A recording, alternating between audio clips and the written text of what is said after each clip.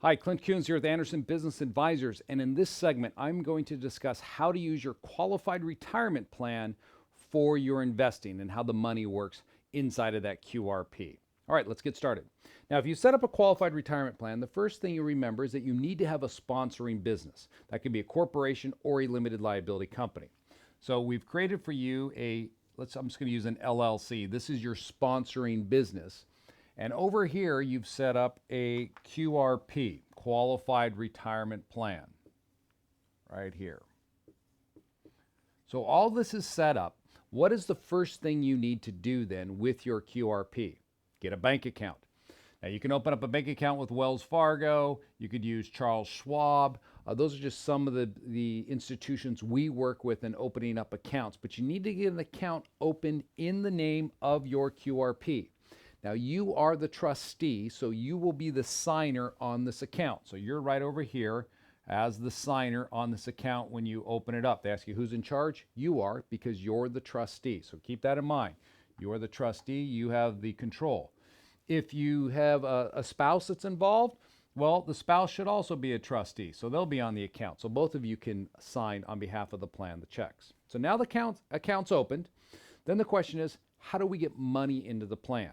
Well, there's a couple ways to move money into this plan. For most of you, it's going to be number one, which is a rollover. Okay, so this money is going to come from an IRA typically. So what you'll need to do is contact your IRA custodian, the person that holds your IRAs, and direct them to roll the funds into your new QRP. If you have any questions about this, call our office. You'll speak with Tracy Craig or Bob Wilkinson or Alex Hurt. They will walk you through the process of instituting that rollover to get those funds into the plan. So number one is a rollover, and by far that is typically how most people start funding these plans. A second method is through contributions, and the contributions come from either the business or from you, depending on the type of plan. If it's a solo 401k, then you have a 401k contribution, and up here, the business has a profit sharing contribution that can go in.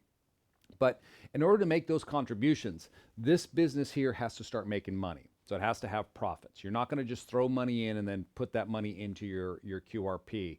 It doesn't work that way. So most of us will be funding it through rollovers. So once the account's funded and you have the money inside of your plan and you've got the money inside the QRP, now you're ready to start investing. So if you have a QRP and you want to engage in gap funding, then what you would do is you would contact the borrower and you explain to them you're ready to fund their deal, and then the gap funding would come directly out of the QRP. So the QRP is the lender. If you're taking back a deed of trust as security, then that deed of trust will run to the QRP because the QRP is the lender in that particular transaction. Then when you're paid back, all proceeds run back into your QRP.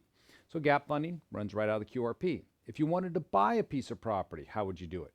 Well, you would buy it in the name of the QRP. Or, thinking about asset protection again, if you want to make sure that your assets are protected, I would suggest that if you were going to buy property, you have your QRP create a limited liability company that it owns. So in this case, the QRP in this LLC is the member. Okay, that's what the QRP is. It's the member of the LLC, but you would be the manager of that limited liability company. So in this LLC, you're the manager, the member is a QRP. So if I wanted to buy a piece of property, what I would do is this: fund my QRP with the cash, create the limited liability company, it's owned by the QRP in which you are the manager, then set up a bank account in the name of the LLC, so you can then move money from the QRP into the LLC to go out and buy the house to flip. That's how these structures would take place. And then all money then always flows back. If you're flipping the property, the proceeds would flow into here, and then you could move them back into the QRP and so forth. They go just like this. Now you notice you're not involved here. You do not see any money coming out to yourself. And the reason is because you have not started taking distributions. You haven't reached that magical age yet of age 55 or 70 and a half when you're required to take distributions. So right now, if you wanted any money out of your QRP, it would have to come out as a loan. And the maximum you can loan yourself is $50,000 or 50% of your vested balance, meaning this. If you had inside of your plan, let's say from an IRA rollover, $80,000 you put in there, then the most you could borrow out is 50%, which is 40K. Now, you're not going to do this on your own. You're going to call us and we're going to prepare the paperwork for you to take out this loan, because you do have to repay it within 5 years, and we'll go through that with you.